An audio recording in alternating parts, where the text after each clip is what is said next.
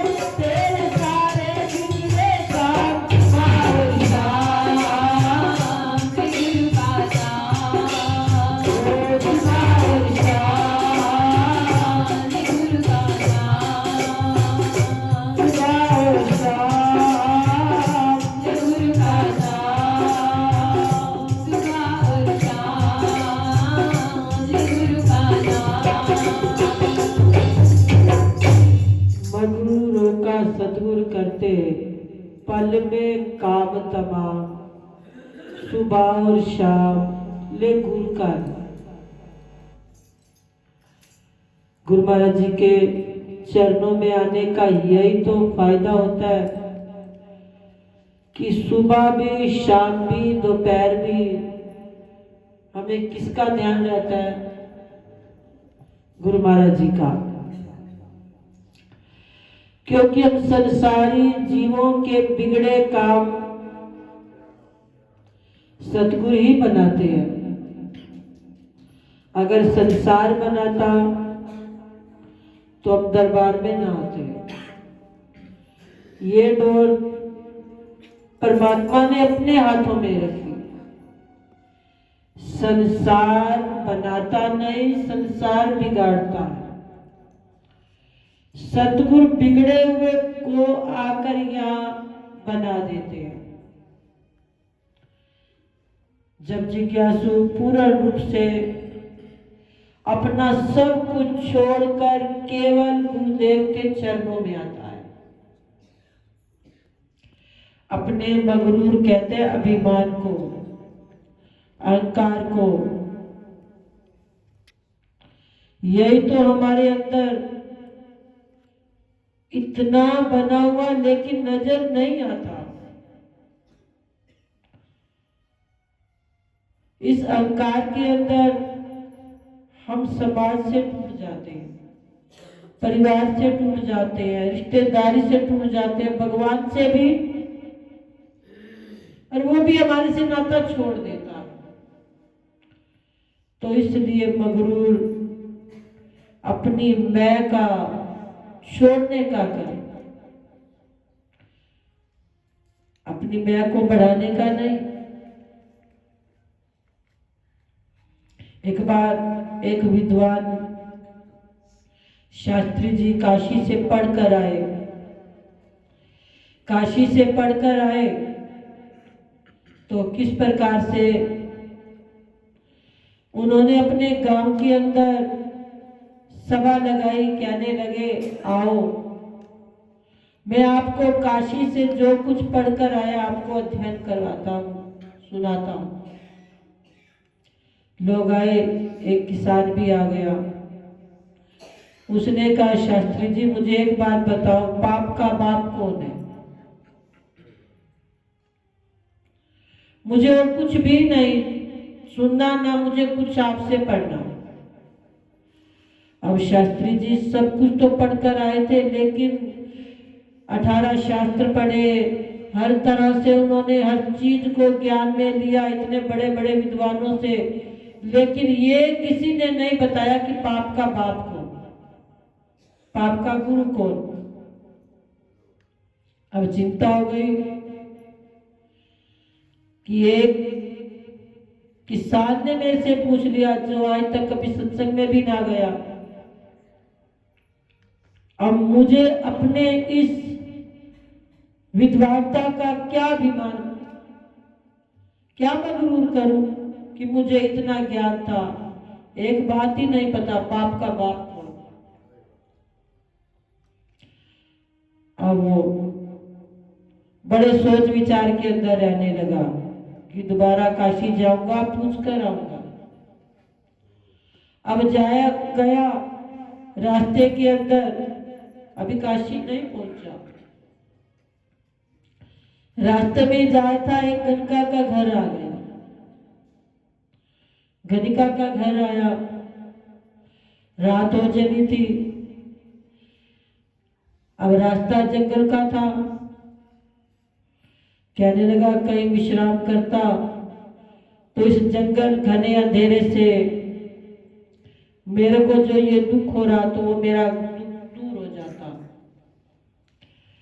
अब उसने दरवाजा खटखटाया, गणिका ने दरवाजा खोला। दरवाजा खोला, कहने लगी आओ महाराज अंदर आओ। कहने लगे आप बताओ कौन? कहने लगी मैं गणिका हूं। कहने लगे माँ पाप हो गया, पहले मुझे इतना पढ़ने के बाद भी नहीं पता कि पाप का बाप कौन, और गणिका मिल गई तो मेरा पाप तो और भी घनेरा हो जाएगा। अब कहने लगा मैं तुम्हारे घर नहीं आता। गणिका ने कहा क्या बात हुई? कहने लगा मैं इतने शास्त्र वेद पुराण पढ़कर आया, लेकिन मुझे एक बात का नहीं पता चला कि पाप का बाप कौन। गणिका कहने लगी तो बड़ा सरल उत्तर है। कहने लगे कैसे सरल? कहने लगे अंदर आओगे तभी तो बताऊंगी। अब विद्वान ब्राह्मण कहने लगे जो मुझे इतने बड़े बड़े विद्वान ना बता सके, आज एक गणिका कहती है मैं तुम्हें बताती हूँ पाप का बाप कौन है। जब किसी को किसी चीज की गर्ज हो ना तो वो हर किसी के आगे हाथ जोड़ लेता है, चाहे वो कितना छोटा भी क्यों ना हो। क्योंकि आज हम इतने स्वार्थी हैं कि अपने काम के लिए तो झुक जाएंगे, लेकिन दूसरों के काम के लिए कभी नहीं झुकेंगे। अब शास्त्री जी भी कहने लगे अगर तू मुझे बताती है तो चल मैं तेरे अंदर चलता हूं। अब रात का समय था। गणिका ने कहा भोजन करो। कहने लगे तेरे घर का नहीं करूंगा। कहने लगी मैं आपको सीधा पानी देती हूँ, सामान देती हूँ, आप खुद बनाओ और खा लो। अब कहने लगे ठीक है। अब उन्होंने खाना बनाया, खाने को खा लिया। सुबह हुई। गणिका कहने लगी जा रहे हो तो जाते जाते खाना तो खाते जाओ, फिर मैं आपको आपके प्रश्न का उत्तर भी देती हूँ। अब गणिका ने कहा तो शास्त्री जी कहने लगे ठीक है। गणिका ने कहा जाते जाते तो मेरे हाथों से आप भोजन पाते जाओ, क्योंकि मैं ना जाने कितने पाप कर्मों से इस जन्म में आकर आज तक कोई धर्म कर्म नहीं किया। अगर मैं भोजन बना दूं तो आप खा लो। शास्त्री जी कहने लगे बिल्कुल नहीं, महापाप हो जाएगा। गणिका ने कहा मैं आपको 10 स्वर्ण की मुद्राएं दूंगी। अब शास्त्री जी कहने लगे एक भोजन के लिए जब 10 स्वर्ण की मुद्राएं मिलती हैं, ये बनाए चाहे मैं बनाऊं, भोजन तो वही है, इसके घर का है, सामान इसके घर का, सिर्फ ये बनाएगी, खाना तो मैंने है। अब कहने लगे शास्त्री जी ठीक है आप बनाओ हम खा लेंगे। अब गणिका ने भोजन बनाया, शास्त्री जी के आगे रखा गया। शास्त्री जी जैसे ही पहला ग्रास तोड़ने लगे वही गणिका ने हाथ पकड़ा। कहने लगे यही तो पाप का बाप है। देखो लोग, आज हम इस लोभ के लिए सुबह से शाम तक कितने महापाप कर बैठते हैं, कितनी पाप कमाइयां कर बैठते हैं। हमें सोची होती है, ज्ञान होता है, लेकिन उसके बावजूद अपने पेट के लिए हम ना जाने कितने बुरे कर्म। अरे अगर सत्य पर चलेंगे ना, कल क्या बात आई थी कि सत्य हम 100 बार सोचते हैं तो जाकर बोलते हैं, झूठ के लिए हमें सोचना पड़ता है। झूठ के लिए मुंह में जो भी आए वही बोल देते हैं, और उस एक झूठ को छिपाने के लिए कितने झूठ चलते हैं। और वही 100 बार सत्य को बोलने के लिए हमने प्रयास किया। अगर वो एक बार सत्य बिना सोचे समझे बोल दो तो कभी झूठ बोलना भी ना पड़े। तभी आज हम जीवों के मगरूर, अभिमान, अहंकार जीवन से जा ही नहीं रहे, क्योंकि हमें झूठ बोलने की आदत बन गई है। अगर सत्य बोलने की आदत होती तो हमारा सुबह भी, शाम भी, दोपहर भी गुरु महाराज जी के ध्यान में रहती, कभी दुख आता ही ना। ओ दुखिया जिसको तू ढूंढे, ये वही है सुख का धाम। लेकिन हम सुखी होना चाहते ही नहीं। सुखी होना चाहते ना तो कभी दुखी भी ना होते। आज कौन सुखी है? जिसको देखो सारे दुखी। कोई तन से दुखी तो कोई मन से दुखी, कोई धन से दुखी है, कोई अपनी वाणी से भी दुख है। बड़ा सोचता है कि मैं मीठा बोलूं, लेकिन फिर भी आदत बन जाती है गाली निकालने की, किसी को बुरा वचन कहने की, वो छूटता ही नहीं। तो वो छूटेगा कब? जब हम सुबह भी शाम भी गुरु महाराज जी का नाम लेंगे तो गुरु महाराज जी कृपा करेंगे, रहमत करेंगे। गणिका ने जैसे याद पकड़ा, कहने लगी यही पाप का बाप है। आप खाना खाने के लिए 10 स्वर्ण मुद्राओं के ऊपर अपनी सारी विद्वानता को छोड़ दिया, सारे धर्म कर्म को छोड़ दिया। इतनी पढ़ाई काशी से पढ़कर आए, उस काशी से पढ़ाई पढ़ने का एक बार मेरे पास चलकर आए तो आपने सारा अपना कर्म निष्फल कर दिया। यही लोभ ही पाप का बाप होता है। और इस लोभ के लिए हम सुबह से शाम तक कितने पाप कर्म करते हैं। तो यही गुरु महाराज जी हमें समझाते हैं कि इस पाप के बाप को अपना मत बनाओ। ये हमारे साथ नहीं जाएगा, ये हमारे जीवन को यही नाश कर देगा। ना जाने कितने जन्म, कितनी योनियां भटक भटक कर आए थे, तब जाकर ये मनुष्य देह मिली।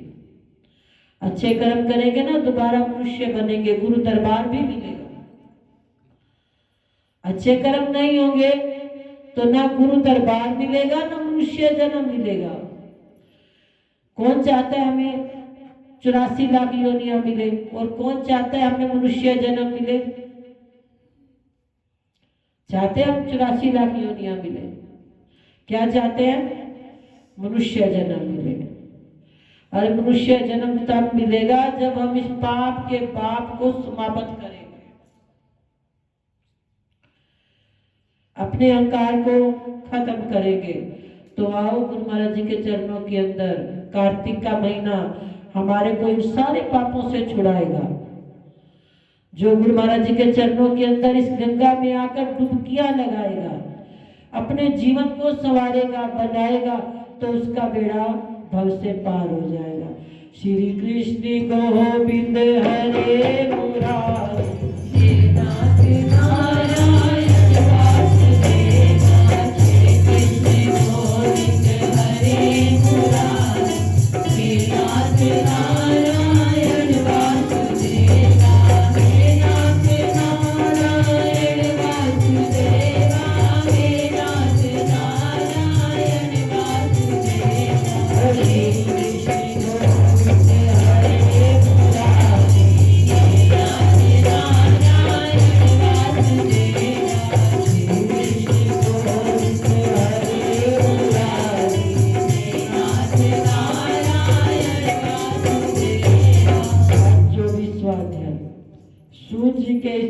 कहने पर ऋषि पूछने लगे, हैं सूत जी, बड़े आश्चर्य की बात है कि अदिति अग्नि में नहीं जली और ना ही उसे इसका पता चला। तब सूत जी बोले, हे ऋषियों, इसमें आश्चर्य की क्या बात है? जिन भगवान के स्मरण मात्र से समस्त संकट दूर हो जाते हैं, उनका ध्यान करने वाले भक्त को भला कौन कष्ट दे सकता है? जब अग्नि शांत हुई तब चक्र सुदर्शनधारी भगवान विष्णु स्वयं अदिति के सामने प्रकट होकर बोले, हे देव माता, तुम्हारे इस कठिन तप से हम बड़े प्रसन्न, अतएव इच्छित वरदान मांगो। तब अदिति ने विनम्र भाव से भगवान की स्तुति करते हुए कहा, हे भगवान, जिनके स्मरण मात्र से समस्त कलेश दूर हो जाते हैं और जिनके चरण कमलों की सेवा करके भक्त जन परम सिद्धि को प्राप्त होते हैं, ऐसे भगवान को नमस्कार है। देवता, नदी, समुद्र आदि सब कुछ आप हैं। आप मेरे पुत्रों की रक्षा कीजिए, निष्कंटक राज्य दीजिए। अदिति के ऐसे वचन सुनकर भगवान कहने लगे, हे देव माता, अब मैं पुत्र रूप में तुम्हारे यहाँ जन्म लेकर असुरों का संहार करूंगा। इतना कहकर अपने कंठ की माला अदिति को देकर भगवान अंतर ध्यान हो गए। इसके पश्चात भगवान को नमस्कार कर दक्ष कन्या अदिति अपने आश्रम में चली गई। यथा समय अदिति ने हजारों सूर्य के समान तेजस्वी कमल नयन शंख चक्र गदा पद्म कमंडल और पीताम्बरधारी मुनियों द्वारा स्तुति किए गए दैत्य दलन भक्तों के प्रिय वामन भगवान को पुत्र रूप में देखा। कश्यप आदि ऋषियों ने भगवान की स्तुति की। तब वामन भगवान कश्यप जी से बोले, हे पिताजी, हम प्रसन्न हैं, आपके समस्त मनोरथ पूर्ण। हमने अब तक 2 बार आपके घर पहले भी जन्म ले लिया है और आगे भी जन्म लेंगे। उधर राजा बलि ने दैत्य गुरु श्री शुक्राचार्य जी की अध्यक्षता में बड़ा भारी यज्ञ किया, जिसमें हवि ग्रहण करने के लिए उन्होंने लक्ष्मी जी सहित विष्णु भगवान का आह्वान किया। उसी समय भगवान विष्णु ब्रह्मचारी वटुक के रूप में उपस्थित हुए। भगवान को इस रूप में देखकर ऋषि लोग ज्ञान दृष्टि से उनको पहचान गए। उन्हें देखकर श्री शुक्राचार्य जी ने राजा बलि को एकांत में बुलाकर सारी स्थिति से अवगत कराया। इति 24वां अध्याय संपूर्ण। बोलो श्री गुरु महाराज की।